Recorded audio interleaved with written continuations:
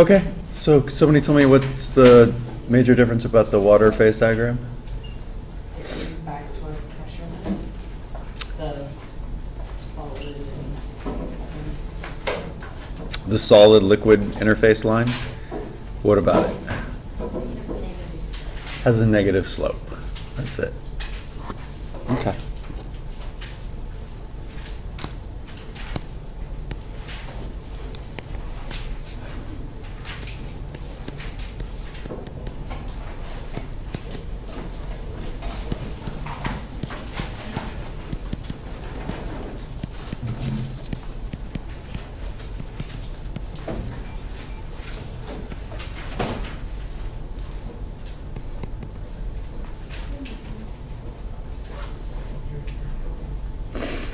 All right, so what are we doing? Water? Okay.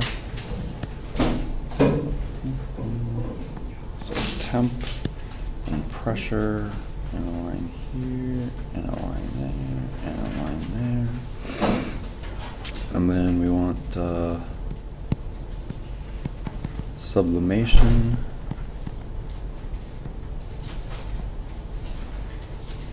Deposition.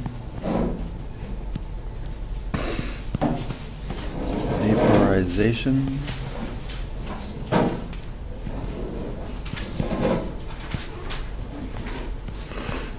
Condensation.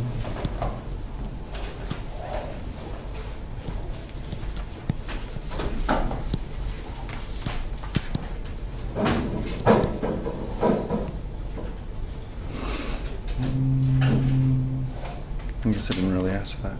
Okay. Anybody have any questions about any of those phase changes? Or any of the ones that they put down?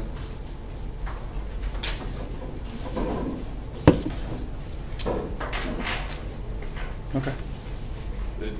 Like boiling means vaporization, or do you want to see? Sure. Vaporization is better, but boiling's fine. It doesn't necessarily have to be boiling, right? Boiling just means that you're at the temperature by which it boils, but you don't need the substance to be at that temperature to actually turn into a vapor.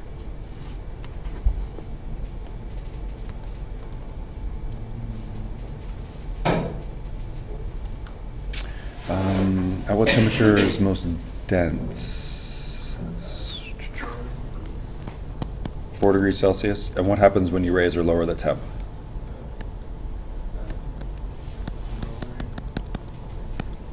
Density goes down. So it's exactly 1.000 grams per centimeter cubed at 4, and if I go up or down, the density goes down. So that's very, very weird for a substance to do something like that. All right, so diving down into a swimming pool, why is it that your ears start to hurt? Your body's trying to pressurize to equal the water pressure. That hasn't happened yet. Because the pressure in the water is higher than the pressure within your body. Yeah, the pressure on the outside of the eardrum is greater than the pressure on the inside of the eardrum. You're probably not just gonna swim around on the bottom of the swimming pool long enough to try to equalize the pressure, right? Would it even be possible? Let's say you could hold your breath for 10 minutes. Could you swim around on the bottom of the swimming pool and eventually it would feel okay? No. Remember our scuba diving example? When you dive down into the water with scuba, you breathe out less air. So that means more air is stored inside of your body to build up pressure. If you're not breathing, you can't equalize the pressure. So it's not like you can start here and hold your breath, drive all the way up to Meadows, and have your ears be okay. It doesn't work that way. You just have to breathe. Without breathing, it doesn't work.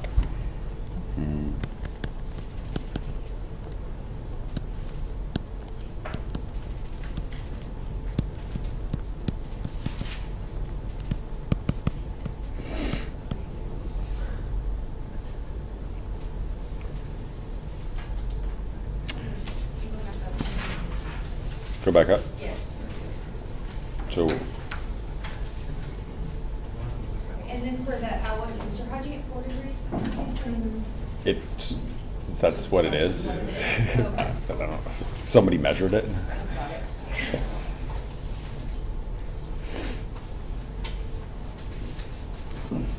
Okay, what are we looking for in this question? We're looking for volume, and so I've got a volume unit in here and it's liters. So I'm gonna go ahead and put the 12.3 liters in the numerator. The pressure's at 40 and it goes to 60. So if I have an object and I increase the pressure on the object, what is happening to the size of the object?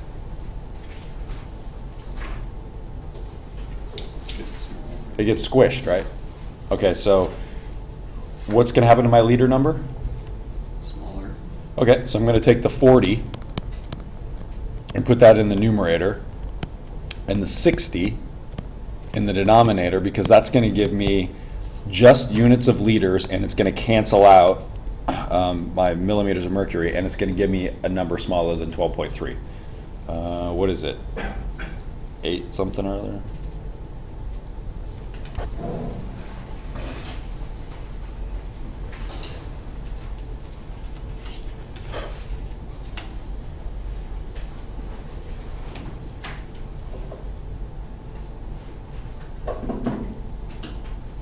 Eight point two. 8.2. Okay.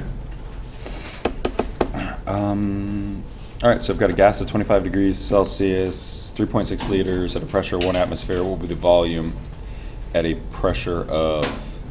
So is there any extraneous information here? The temperature doesn't matter in this one. It doesn't matter because they don't say anything about changing it, so it must not change. What I'm doing is I'm looking for a pressure, right? What will be the pressure? And I've got, wait, what will be the volume at these two pressures? And I've got a volume, so I'll put 3.6 liters, and the pressure goes up, so I'll put 1 ATM here, 2.5 ATM down here. The ATMs cancel out, I get liters. What do we got there? 1.44. Sounds good, 1.44. Okay. 600 milliliters of air at 20 degrees Celsius. What's the volume at 60 degrees Celsius? So what's the first thing that we should do? Switch over to Kelvin. So 273 becomes 293, and 273 becomes 333. In doing this, the temp's going up.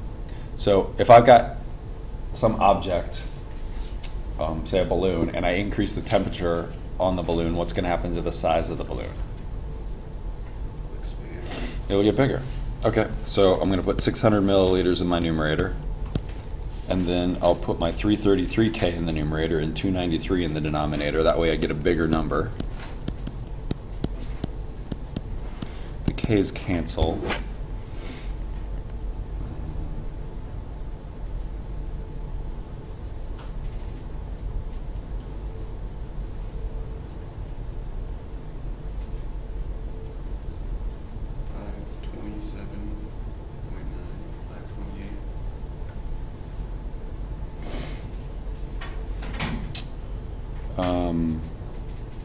No.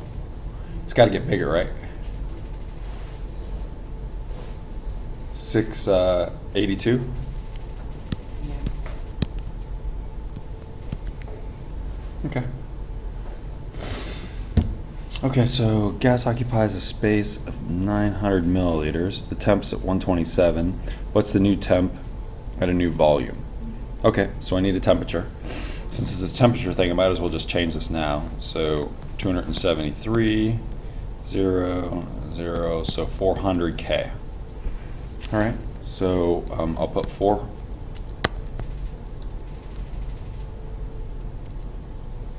Put 400K in my numerator. And it's at 900, and then the new volume is 320. So what must have happened to the temperature if it got that much smaller? Temperature went down. The temp went down. So I need the 400 to become smaller. So I will put 900 milliliters in the denominator and 320 milliliters in the numerator. That way I get a smaller temp number. So 400 times 320 divided by 900. and I get 142K. So you should really put down negative 131 degrees Celsius. Since it was listed in degrees Celsius, your answer should be in degrees Celsius.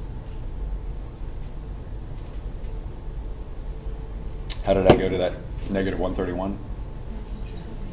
I just subtracted the 273 off of the 142. Okay.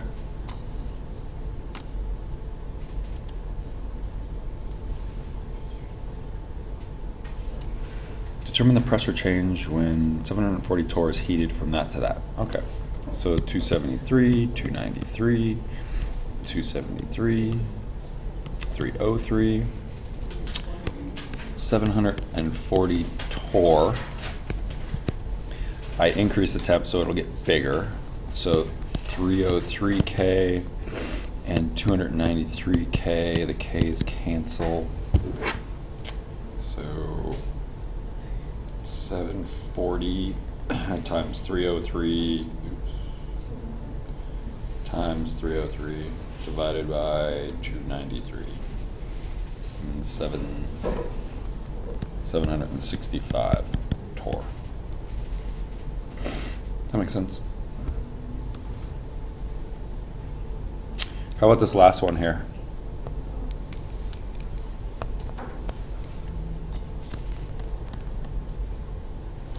What's the volatile mean?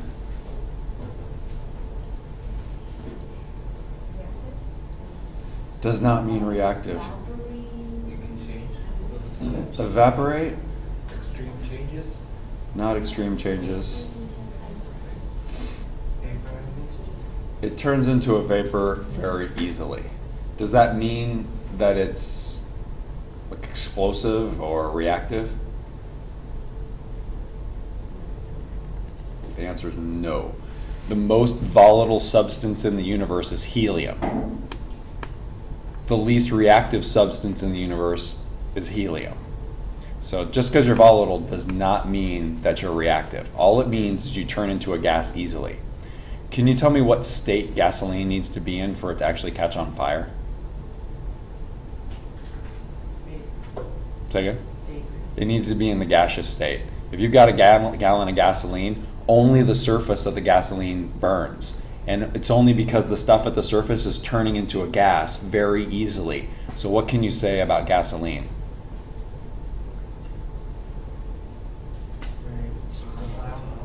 Gasoline is very volatile. Now, because gasoline and other hydrocarbons that burn are volatile, people think that volatile means combustible or explosive. It simply means it turns into a gas easily.